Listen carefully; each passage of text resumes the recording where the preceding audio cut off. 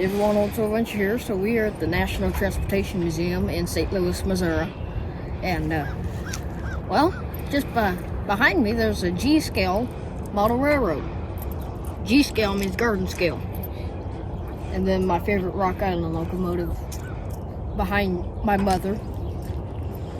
And this place is pretty popular, I've noticed that. They got these cool little like bells and stuff.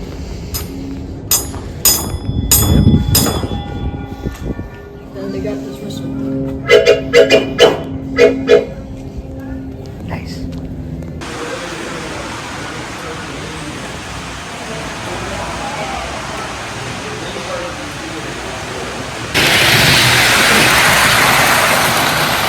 Train race.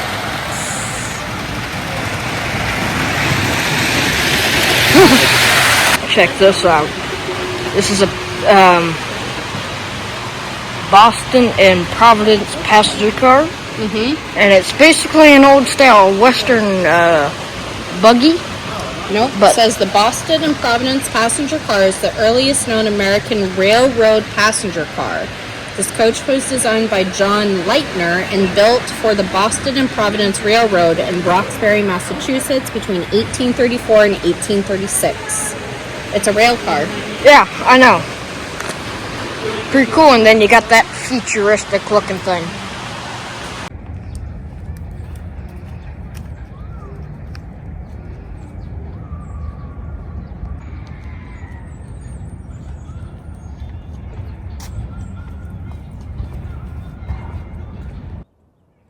Okay, folks, so we're at the National Transportation Museum, and they have this G-scale, garden scale train track. It hasn't been used in quite a while because, number one, that's bungee cord, but this thing is so cute. And the rails are pretty rusty, but man, that would be perfect for my shoe if it was big enough.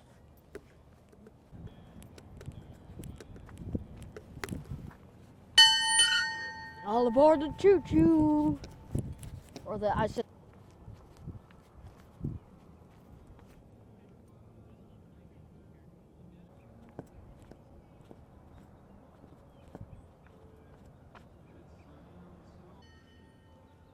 Now, I do not know what this is, but I can tell you something about it.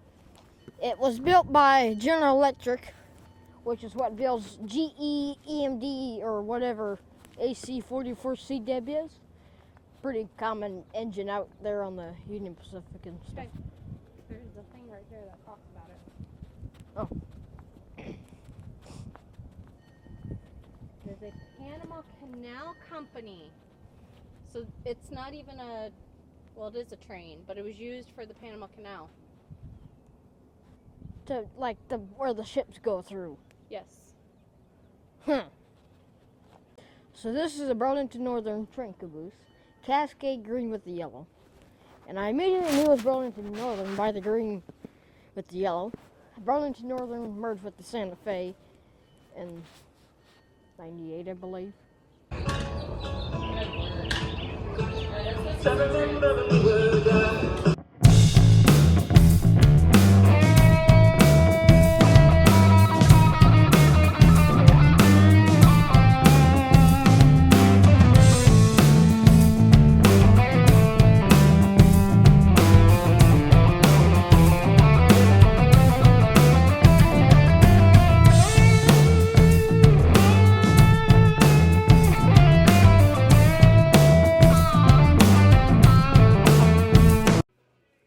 Okay, folks, so Hobo Shoestring, he's a YouTuber that passed away last year, or 2024, and he talked about some of these things. They're hobo codes, so like, say this one means bad cop, next town over. You know, and you flip all these up, and it talks about all of the hobo codes and what they mean. Man, I did not know there was this many codes. Holy cow, Jesus!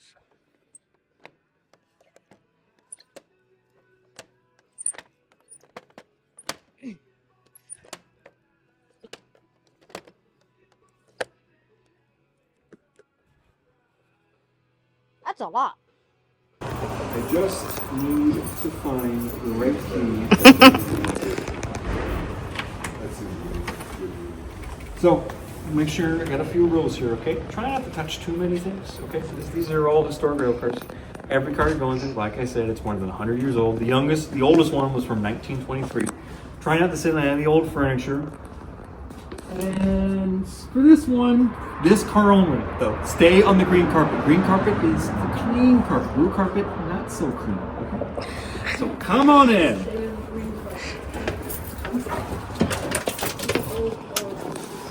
Now, Here. I want to make sure everybody can fit into this observation room area because I have to lock the door behind us. We have a policy. We got to lock things because, okay, look. Short-term story. The last time somebody forgot to lock one of the diesel engines, there's a raccoon living in its fuel tank now. So I'm not going to deal with it. I don't want to deal with it. Is the raccoon still alive? I think it is. So come on in. Yep, I got to make sure everybody fits in here. Yep. So this is the Illusion. It is a private office observation car built in 1923 by the Pullman Company. A lot of owners with this car. It was really built and owned by a mining company all the way up in Alaska. Used by the CEO as kind of a way to entertain guests that visited the mine. Later on, it was bought by the Chicago, Burlington, and Quincy, and it was used as the private office car for their vice president. He could literally attach this to any passenger car in the Burlington route. Wow. And travel anywhere he wanted, just like that. Later, it got bought by a cement company in Missouri, and they renamed it the Commodore. Then it later got donated by them to us, and we reverted it back to the Illusion appearance. But later on in the 90s, this was used in the Truman film. You're in a movie car set right now, actually. A few props were taken out, but this is kind of all the original set that they did in the film. Two big scenes were used in this film. One is where Truman is in his state's room, where he's doing a monologue about how he needs to win the election of his re-election, basically. And the other one is a very big scene in the entire film, and one of Truman's wife. It's right on that observation deck you just passed. Basically, the car's parked here in Union Station, and he's sitting on the observation deck, and one of the press guys goes to Truman and says, Truman, look at this! And he looks at him, and he's laughing, and he does the Dewey defeats Truman pose. So this car acts as the Ferdinand Magellan car. All you need to know about the real Ferdinand Magellan car, it's like the Air Force One of train cars. Reinforced about 3 inches of steel to protect the president from bullet attacks. Emergency escape hatches in the bathrooms and in the dining rooms, but that's not on this car. It was a prop, basically. For the mattress, this was all standardized and built by Pullman. Pullman's whole ideology with these cars was basically to not waste the square inch of space, basically. They really compacted these car designs for passengers. Wasn't there one of these in Colorado? Yeah, it's just like this, although probably smaller because it was narrow gauge. No, it wasn't narrow gauge. You sure? Yeah. I thought it was narrow gauge. No, I mean at Golden. Yeah, I thought that car was narrow gauge. No. Well. No, So, I'm pretty sure it was of course, as you Pullman. can see by the gigantic dining table right there, this is the dining room of the car. That is an authentic piece of China, railroad china. It wasn't originally from this car. It was taken from the archives, getting a little polish up and added here for display. That's an old tea drinking set right here. It wasn't originally from this car, but like I said, we add these in here for displays to showcase how people ate and drank with these fine pieces of china. Still, the original stained glass windows are intact. Pull turn doors, so to make sure nothing falls out at high speeds whenever the train's moving, you got to turn, then you got to pull to open all these little doors up. These are for the light bulbs and stuff, and all for the electrics. But now, makes you got to ask: if you have a place to eat, you got to have a place to cook. This entire back half area is the staff room, or the staff area, I should say. It's where their quarters are at, their living quarters, and there's a miniature kitchen all the way here in the back. So we'll pass that. But this is the staff hallway. These are their lockers. This is where they would store their private belongings when they clocked in for a shift on the car. Those are their living quarters. All they have there is 2 bunks, a shower, and a toilet all in that tiny room. This right here itself is the miniature kitchen. It was last remodeled, I believe, in the 1950s based on research I've done, but it's all your neighbors. Ice bunker, sink, storage compartments. Anybody want some fruit? Just a miniature pit.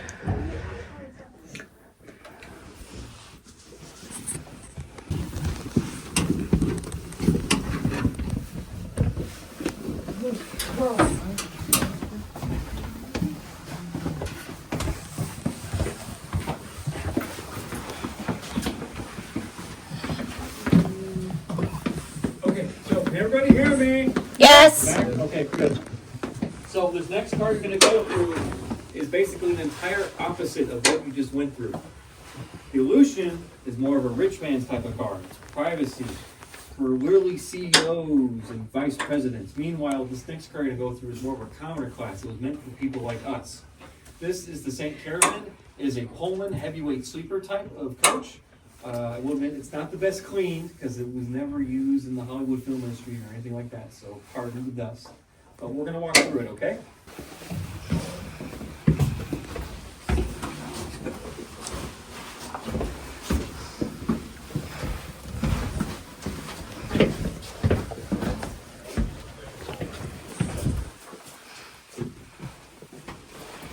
So this is one of the most common types of setups on these sleeper coaches I found. They did it in a berth style system. Each berth can accommodate 2 people. The regular seating arrangement, so the regular way you see the seats, that's the daytime configuration. The bunks are the nighttime configuration. And then there's a bunk for the porter. So the porter are always on these sleeper cars. They basically act as the butler of the rail car. Now, the rear, at the back end over there, the top corner bunk right there, that's the porter's bunk. That's where he would stay. Yeah, right there where you're pointing. They basically got accommodations. They would stay with the whole train set and the car. They got standard wages. They got tip as well. One way they got tips actually through that ladder right there. One peculiar rule is, as a passenger, you're not allowed to get off the top bunk whenever the train's moving. It's just too dangerous. It's got to stay safe. So what they did is every top bunk, there's a button called a porter's bell.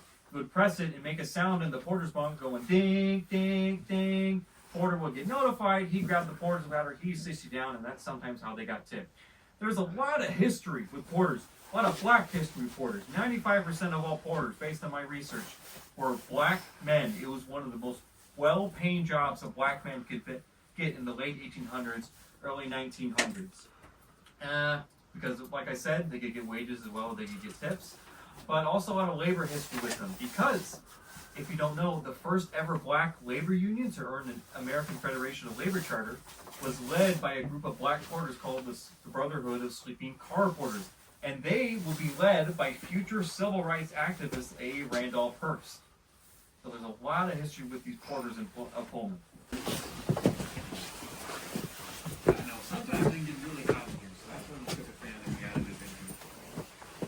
So this is the last regular passenger room here.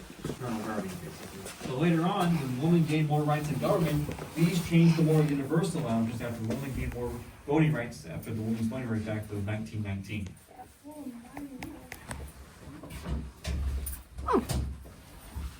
Careful, this is a heavyweight door.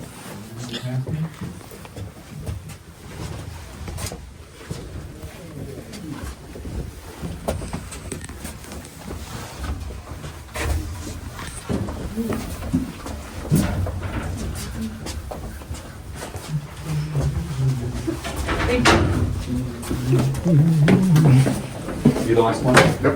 Okay.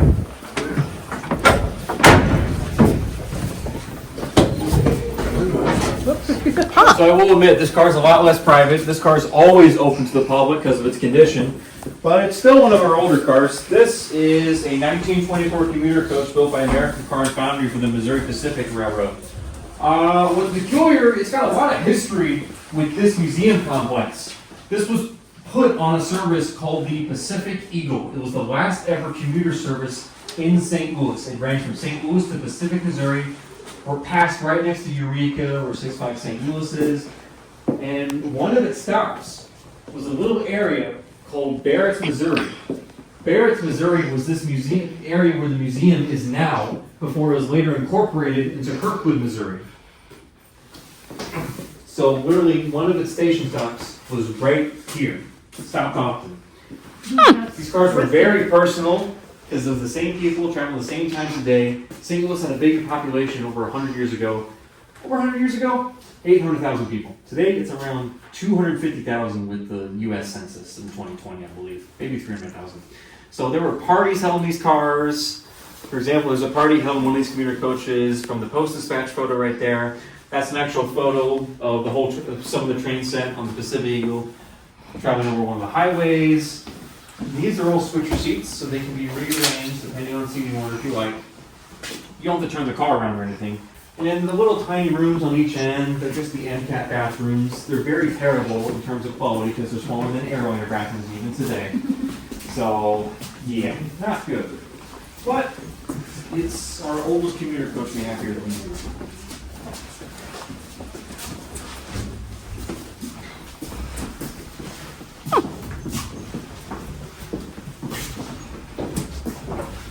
But other than that, that generally concludes the tour here that I do for our railroad collection. As I always like to say, the railroads have been so much a part of our American history and landscape that most people really don't realize how much of an impact they've had on America's history and culture. But today you've gotten to see some of that culture and to see some of the history, and I hope you learned a thing or two from it. Other than that, Yay! Thank you.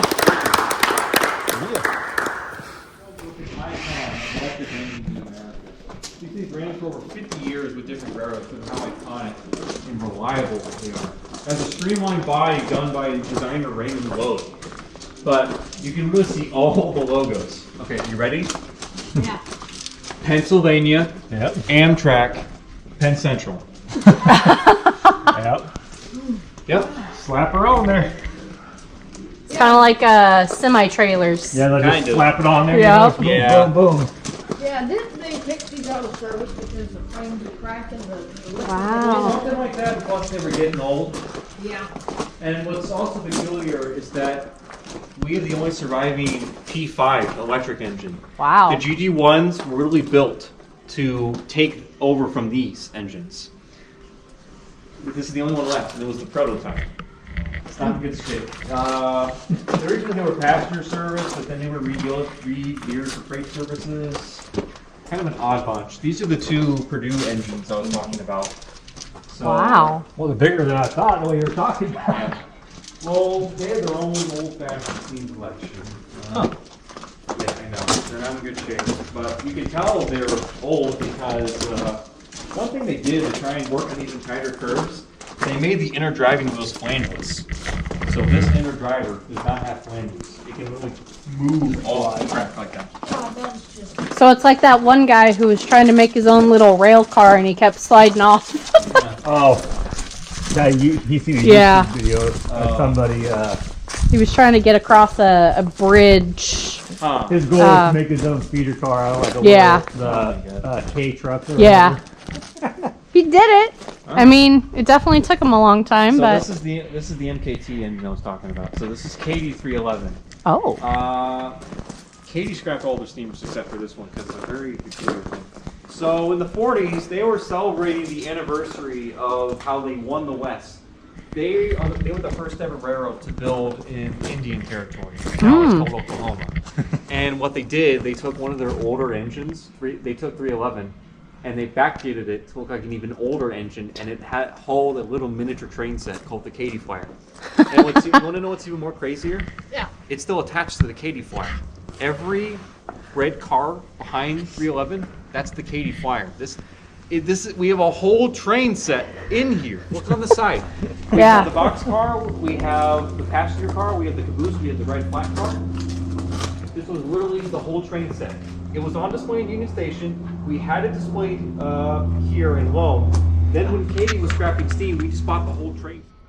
Hey everyone, Old Sylvan's here. So today I'm at the National Transportation Museum in St. Louis, Missouri. And then they got this MOPAC MP, Missouri Pacific caboose, transfer caboose. Now, it's basically your normal caboose, but it's got longer platforms so the crew members can come out and observe the train. Now we come in here. Most important thing, your stove and some holders for flags. And I assume that's a bathroom or whatever. Yep. Yep. an air brake dump valve. Now this is a weird thing I just noticed on this caboose.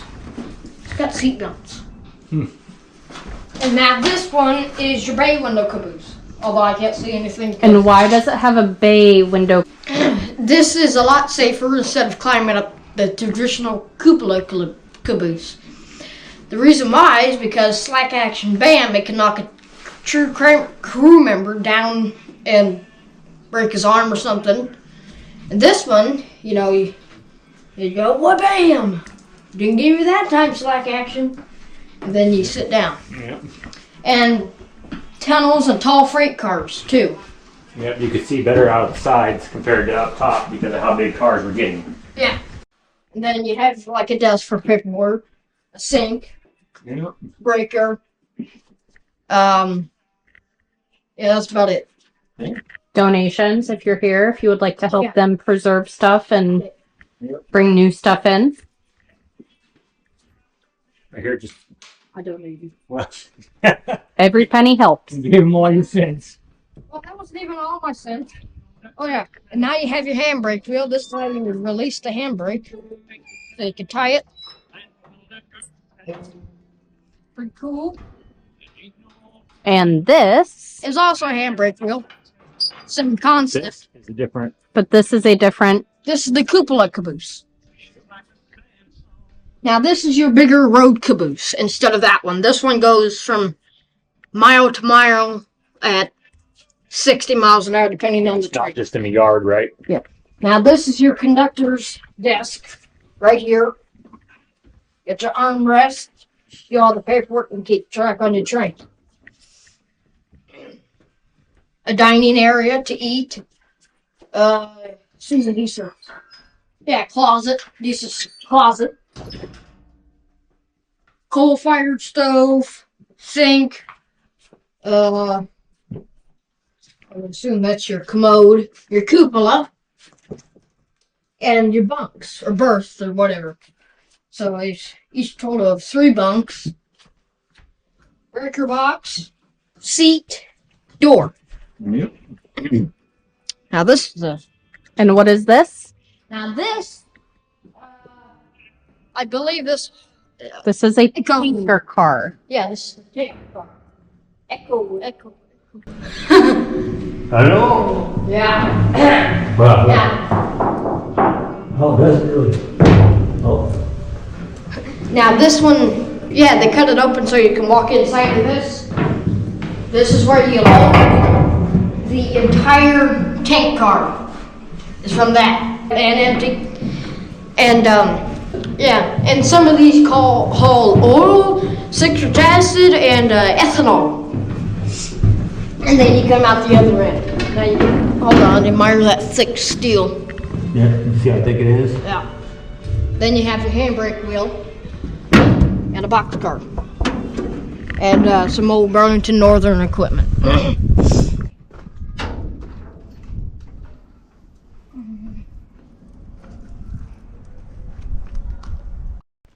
So this is a Milwaukee Road refrigerated box car. Now how you can tell? Well, that's how you drain the ice water in the summertime. Now, that skinny little door is where you load the stuff, the food goods and stuff. Now, they would send guys in a lightweight truck down to the river when it froze over, put the ice in, call it good. All I know is this is the Merricky or St. Paul Pacific Milwaukee Road, or known as the Milwaukee Road. And it's old enough to have journal boxes. Now this is your hopper car for like grain and stuff like that. Now this one is a mail car. They would have bags of mail at the station, and they wouldn't stop at the station to kick them off the train. And they would have bags of mail on the station thing, the station catcher thing. Yep. Then they would have a guy that opens that, hold that hook open, grab it, throw the bag in the train. You're underway. I think this is the first one we have seen with the actual hooker. No, we've seen, Or did Colorado have it? Collar they had one too. and so did Rails West. Mm. Now, these are your tank cars. Now, I think this one was a successful one. Yes, because it's got the beam in the center to Yep. hold the weight. So this one has the beam in the center to hold the weight. More weight, more efficiency. Yep. It's more of a rigid frame. Yeah. Now, I also was going to interject with him when he was talking about it. That's a very true statement for longevity Yep. and just automobiles and transportation in general. Yep. and now, this car actually has a polling pocket right here. Oh. I don't think he even said anything about it. Now, this one is not the efficient one.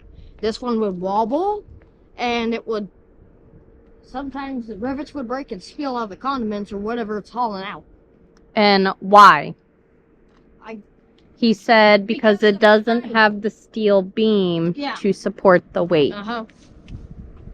which made it less rigid. Yeah. Lights. They're not on though. Lights? Lights. Oh! Eyeball! Stop. Green is clear, proceed. Red is stop. Yellow is medium approach speed. And blue is proceed at restricted speed. Oh, so. Eyeball! Slow down. Stop. Restricted speed. Yep. Now, this is one of my favorite Streamliner engines. This one gave engineers PTSD too. Because, well, you'll see that when we get up front. Now, this one, I believe this is the same model or the same body style as the Nebraska Zephyr at the Illinois Railway Museum. It is. I think he said it is. Now,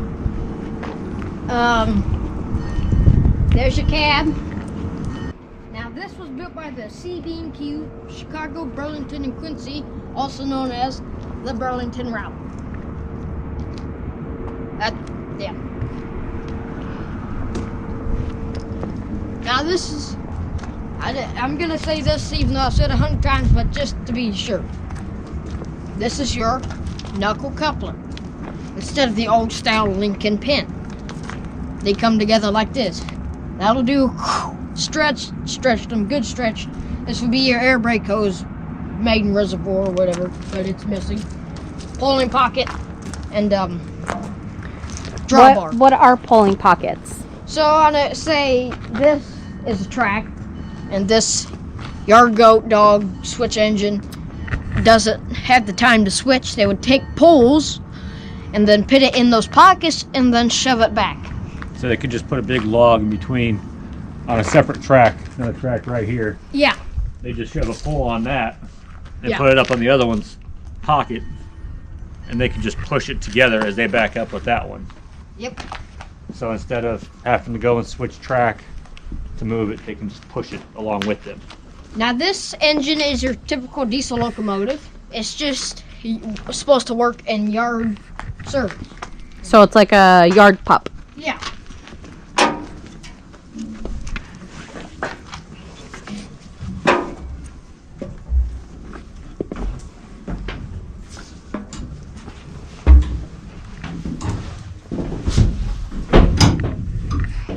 Okay, so this is your typical diesel locomotive stand. You have your train brake, throttle, selectors for things. I think that's your bell. Sanders. I'm not sure what that is. Now we would all know what that is. What is it? That would be your whistle. Mmm. But, yeah. Whoa. Uh-huh. Now these would be your headlights, I believe. Windows.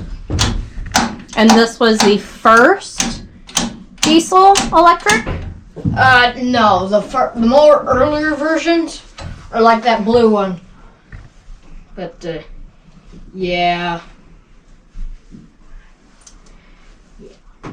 Now, the reason why it has so many windows because this is only built to work in your What? That crack.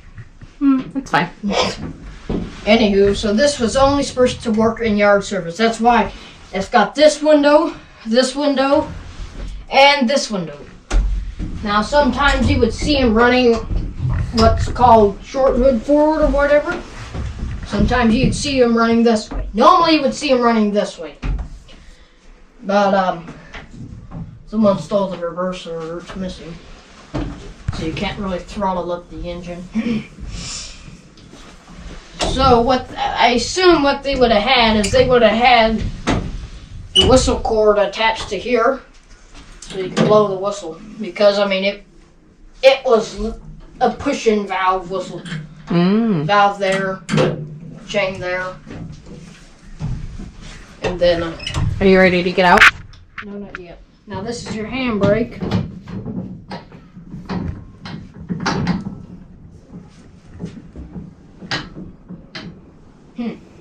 And then, now, I would assume this is how it would have been, because normally it would only be the engineer in here, because the conductor would be out switching cars, switching track. And now this would be your emergency dump valve, window, your door to go out, and I don't know what that is, but I did forget to mention 1-3. Windshield wiper. Yeah, careful. Yeah. Oh, hey, there's your little pivot thing for the whistle.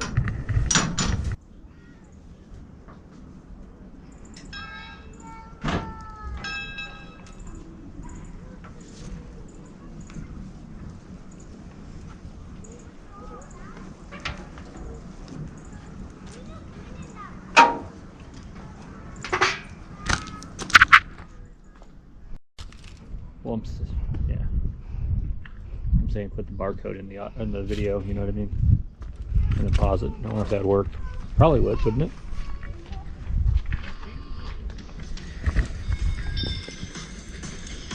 Have you ever imagined how much liquid 60,000 gallons would look like?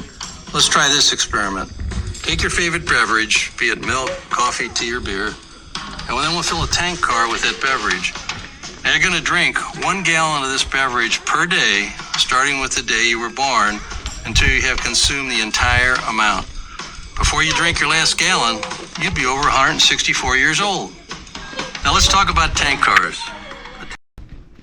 Now I know a lot of history on these auto racks. So these are auto racks like you would see on the modern day railroad.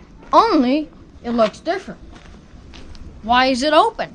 Well, thieves and carjackers or whatever would get in there, take parts off the motors, take the whole motor out if they could, take lug nuts off, windows, electronics, you know, all the gobbledygook bells and whistles. So they started to enclose them. That's how we got the modern auto rack. And if people were smart enough and respectful enough, we'd probably still have these. Now this is kind of like what they would have ran on the Fort Dodge Des Moines and Southern behind you. Although I think it was a lot smaller. It was more like this one. I think theirs were smaller. A lot smaller, but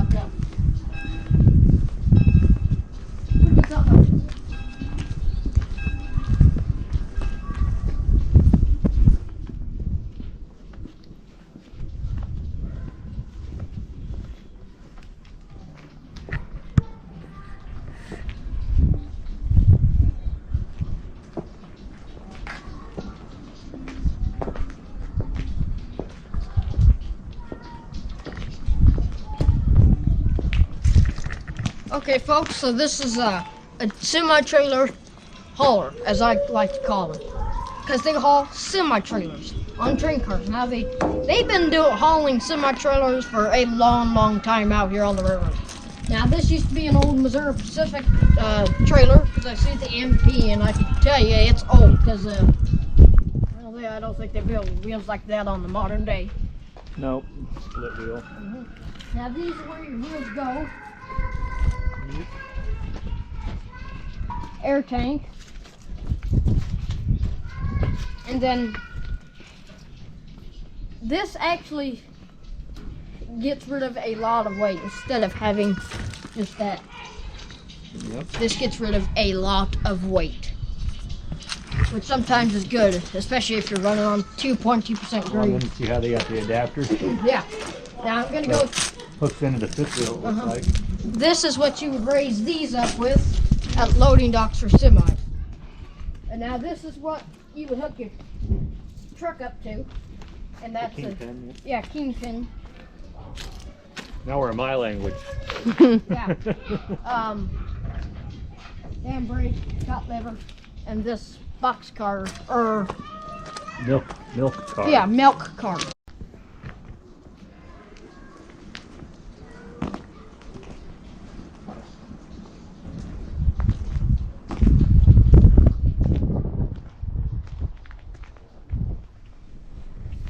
Now, I'm gonna give you a little history lesson on this caboose.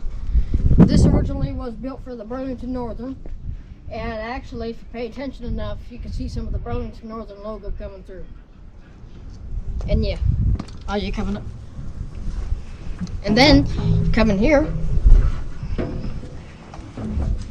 it is basically the same standard caboose. Your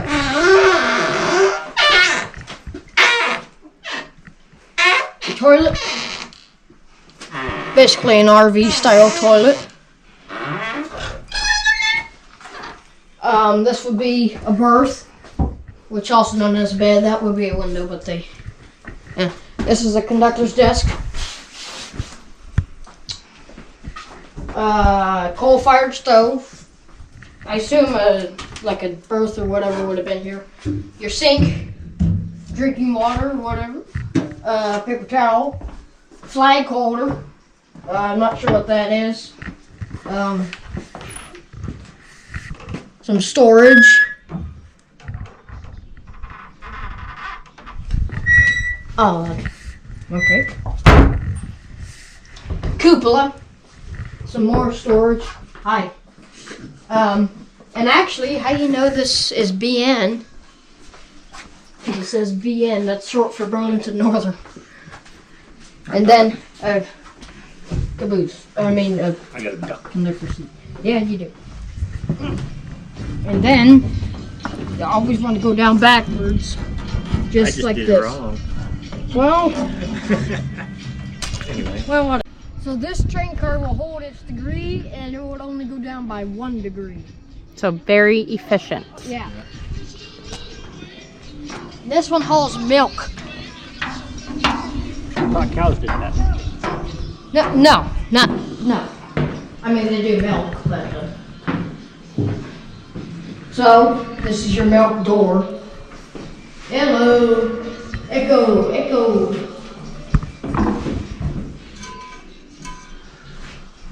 Wow. Insulated milk tank, 3,000 gallon capacity. Mm-hmm. And then you have your other door. Yeah. Well, what does that say? Oh, he's not Milk that agitator motor. Yeah, I was reading that. It has an agitator that goes so. It doesn't curdle and Yeah. stuff. Which explains why there's that little fan thing off to the Yeah. left. Can you imagine if this trailer, if they didn't wash it out and they shut it off for a few days? Oh. You couldn't pay me to come near this thing. Mm-hmm. The amount of bugs instantly would be crazy. They got some pretty.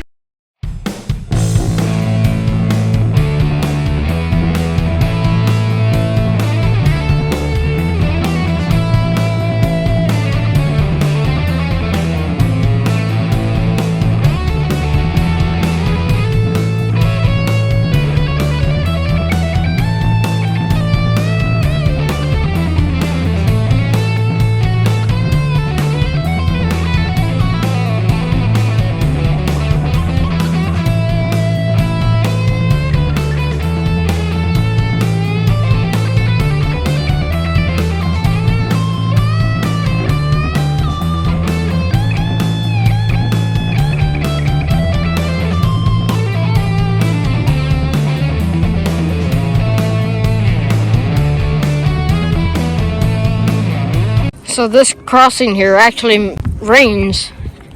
Now this is originally what the crossings what it sounded like way back in the day.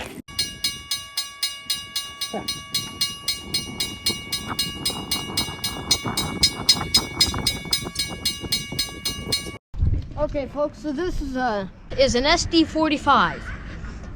It's your standard diesel engine. It's actually the newest locomotive here at the museum. No, he said most modernized. Yeah. And usually they have this one open to the public. Go inside. END, they have your brake piston, 4 axles like an SD40-2. Look at the electric running right to it. Yeah. Your fuel tank, and then the back of your engine. That they wanted to use as the front. Yeah. Now here comes my favorite locomotive at the museum, 4006. If it still does. Yeah. Careful.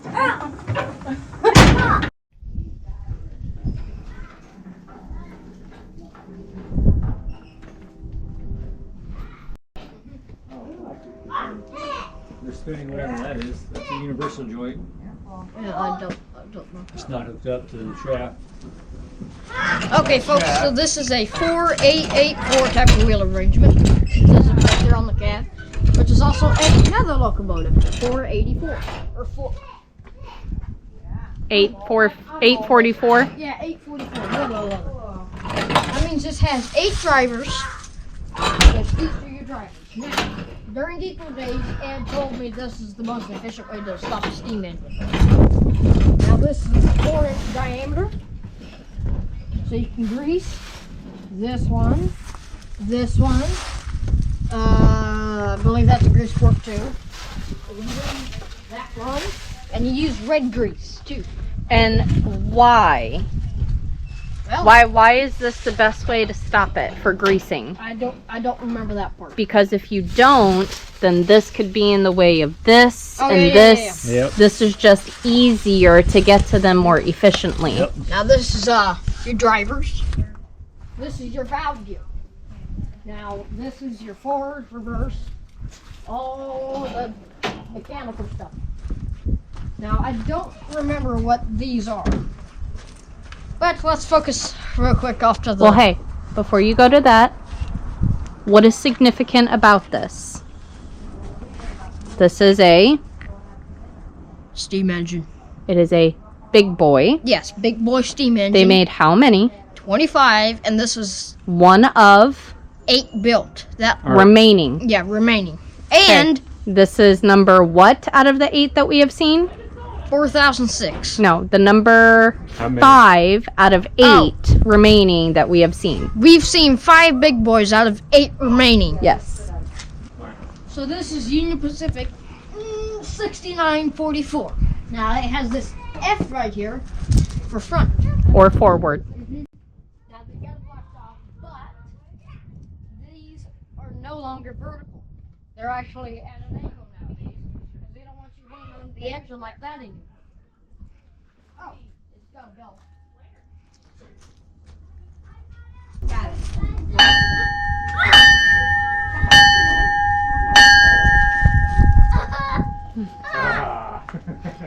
Brake piston. Where was that?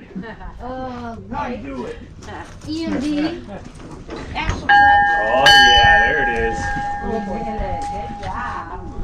Now this fuel tank holds 8,200 gallons of fuel.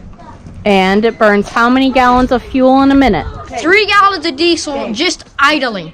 Now right there is what separates this diesel engine to this diesel engine. That's huge. Another Yeah, we can go up there. fuel tank. Now this right here is your fuel emergency cutoff switch. This house-looking thing is what, well, it looks like a house. This is what holds your sand. And what is the sand for? Traction on the track. This hose goes all the way down to the wheels, and that's coming off from a start on the hill, wheel spin, saying is what solves that problem. I'm not sure what the rest of Okay. these are. These are known as what? Centennials? And why? I don't know. Well, because it was 100 years from the Transcontinental? golden spike. Well, and then what's the actual classification? DDA 40X. Yes. Now this is a wedge snowplow that was originally a Rock Island oil tender. And it went to, I can't remember the name of it, St. Louis something. It's a wedge snowplow. So they can have big boys, Centennial or a standard diesel engine. Push behind that, rammed off the side, I hear a train. St. Louis Southwestern. Okay. The snowplow was originally a cylindrical tank Vanderbilt type tender operated by the Chicago, Rock Island, and Pacific Railroad. This tender likely supported one of their 2500 series steam locomotives carrying water and fuel for the engine. So, Chicago, Rock Island. Okay. This one's part of the Cotton Belt. Yeah. Now. So this is your knuckle coupler. And now, let me say this. So this right here is how you used to MU, I think they still do it that way. MU locomotives. Train. Now, it actually has 21 plugs. One set is for a smart plug, which powers the thing, and one is for a dumber plug, which just holds this. Let's go over to the SD45 real quick.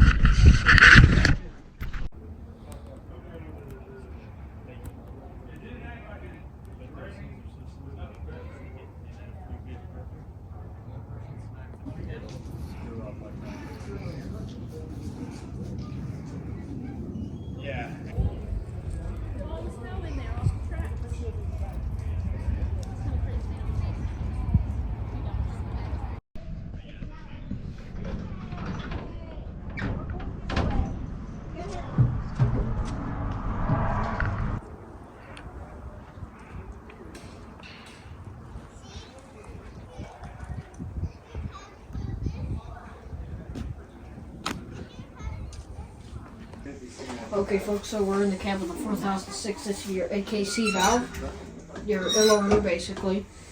Train brake, locomotive brake, power reverse, sludge remover. It's a broken valve. Yep, that's the injector.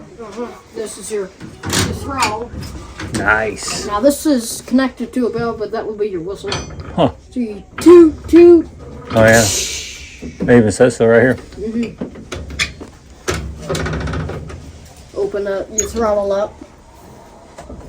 Now I think Ed runs the big boy about like that. The seats are not very comfortable, but Yeah, like, well, they got padding. well, not where your butt goes. Your windows used to open. Your headlights.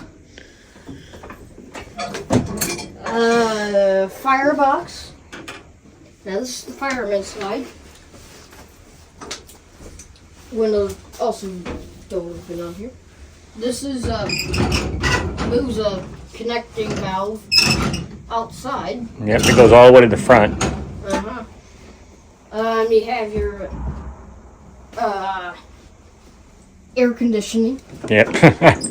Your can't think of the valve. More valves. Yep, they're ash pan water sprinklers. Yeah, It says yeah. so right here. And this is what controls all. Some of these are not. Some of these are for your mechanical stoker. I'll talk about that when we get ready to head out. These are just some pressure gauges. Ed, you're probably watching, but tell me what this is in my comment section, because I don't know what that is. Yeah. Now, this one also has the signal indicator. inside the thing, or the cab. Then you have your window openers to open your window, get some fresh air. More valves. Some of these actually spin. And this is your vent thing, your roof vent, pressure valves, firebox. Now, it actually has steam jets. That right there is your steam jet. So the stoker pushes it up through there. Looks like there's a little bit of burnt coal. But stoker pushes up through there and that steam jet just shoots it out. There's just little tiny holes under it. And now, I'm not sure what these are, but that's how you would clean out your stoker.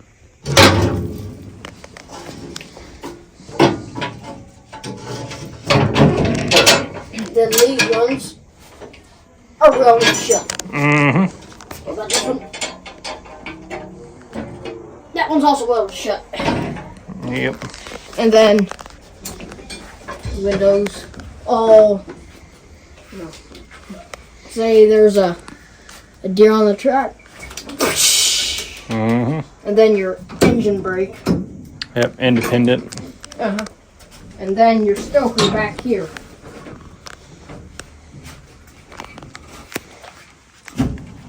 That little auger-like thing, is your stoker what gets the coal down. So this has an automatic stoker? Yep. So you don't have to Constantly shovel coal. Yep. Now, these are the doors. Yep. I don't think you just leave it. No, that one ain't gonna shut. Things are a little, Now, this one is actually a door that shuts. Yep. And then you attach it. And then, say next I can't imagine you want that shut though. No, I'm saying like if you shut the engine down. Yeah. Actually, and if you're also watching again, leave me a comment if you guys have this on the 4014 and then your normal doors. Well, then what's this? Train control warning whistle. Oh, that's shoo, and you turn that. And actually, there was this incident with Conrail. Hit an Amtrak train. That whistle was taped over. And I assume that went to the whistle cord or whatever. And then some switches. Yeah. Nice. Yeah. I wonder if they have those on the 414. Man, they painted over the number plate. Ooh. Yep. Well, it's just about preservation at this point. Yeah. Holy cow. Cool. Yeah. All right, is that your tour of the crib? Yeah, it's a tour of the big boy for 2006. All right, you gonna shut me out? No, you can come out. Okay. Okay, folks, so this is a General Motors Streamliner engine. And now, this is why we also got rid of it. Because you can't see your brake man. And this engine actually has the F, the front. Because they used to run them in reverse. Now that's how you get up into the engine. Which is where your diesel electric engine is. You can actually see a little bit inside. This is built like 239.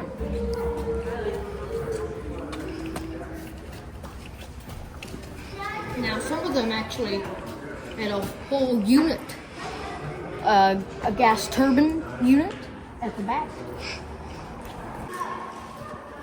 Now the Wabash Railroad actually ran through Des Moines back in the day.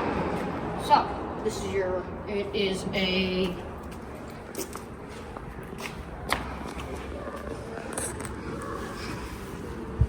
.260 locomotive. It's got your little hood unit cover things, armrest, wing windows, and you can actually take a peek inside. You see the boiler, everything else.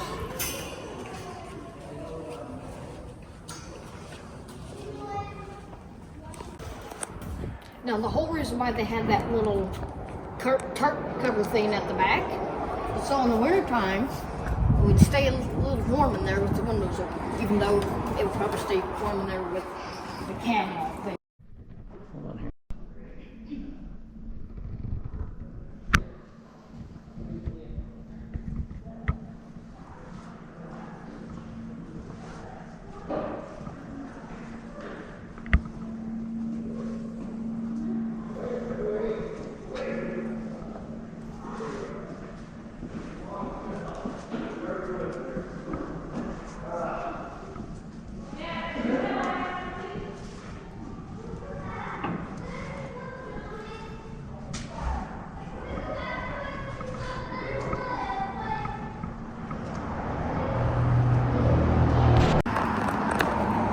Now take a guess who this tied back to.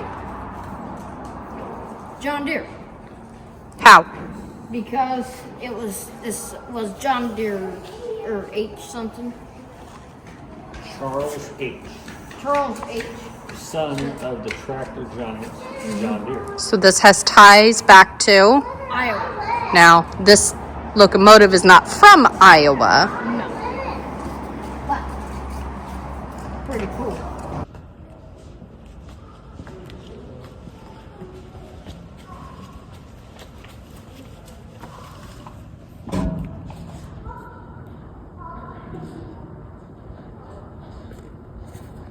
Everyone, this is an E8 engine. It was for the Burlington route. Now you cannot go up in it, but you would climb in right here into the engine. Built by EMD. There's your F. And then your hoses. Air brake hose. Apple coupler. The Burlington route. Okay, what is special about these? The streamline, they kind of relate to the Nebraska Pacific. What? The diesel engine built by General Motors Electromotive Division in 1950. It was built as a 2,250 horsepower engine, but upgraded to 2,400 horsepower engines in 1973. This modification gave it the power equivalent of the later generation E9 locomotives produced by EMD. It has two V12 diesel engines in contrast to a single V16 engine found in most freight units. The E8 provided both long-haul passenger and Chicago area commuter service on the Burlington route. Eventually, it was assigned to push-pull commuter service. Push-pull trains are not turned around at a destination. The engineer controls the locomotive from its cab as it pulls the train or from a cab in the end car as it pushes the train to the other direction. It was eventually sold to the State of Maryland Transit Administration called MARC, where it was renumbered the 64. The museum purchased this engine along with the Mark 66 from a locomotive dealer. In 2002, the E8 was repainted and restored to the CB&Q appearance. And over here.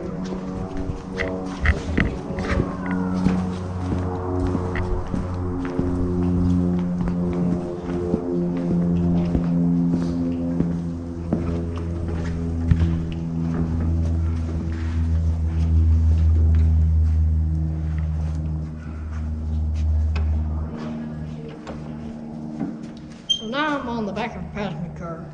Have your handbrake, kind of a rain protector, and your door. Pretty cool inside. It's actually a wooden-bodied baggage coach combination car. Yeah.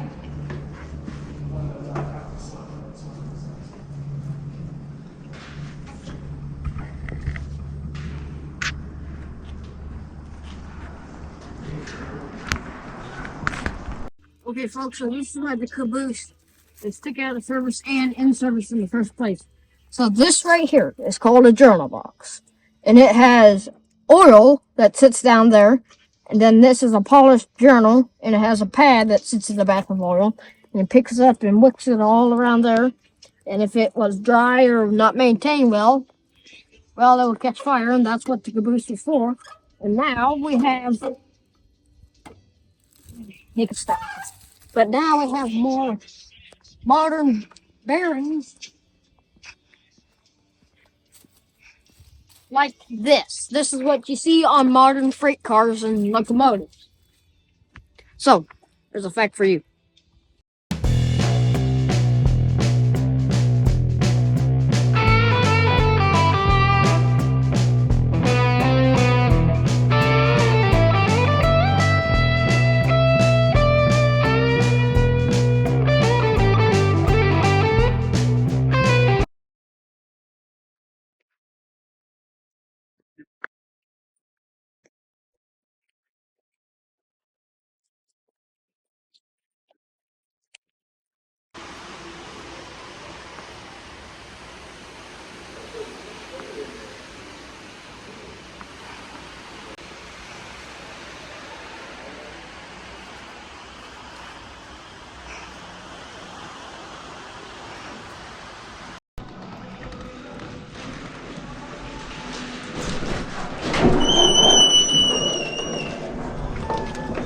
And then they got Oh. Thought something fell behind us. You can't fit it in your car, so I'm going to take this down.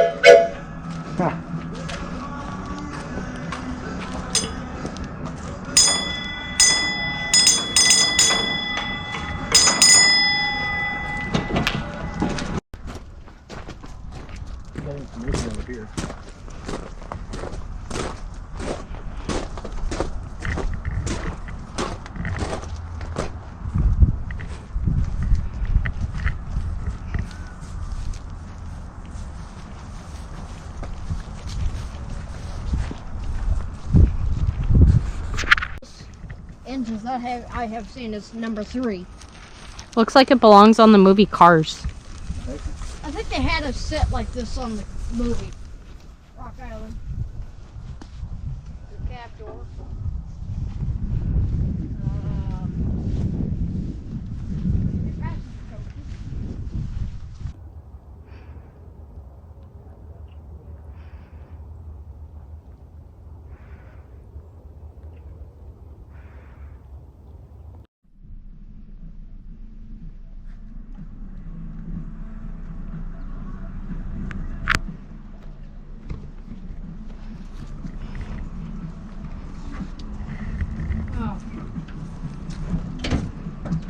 It's closed. Yeah, it's locked. Mm-hmm. I wonder if the other end's like that. Yeah.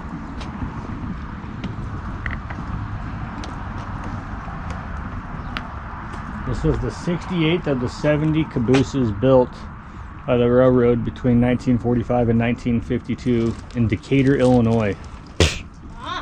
That's not too far from us. Yeah, that's probably why the Wabash ran in Des Moines. Yep.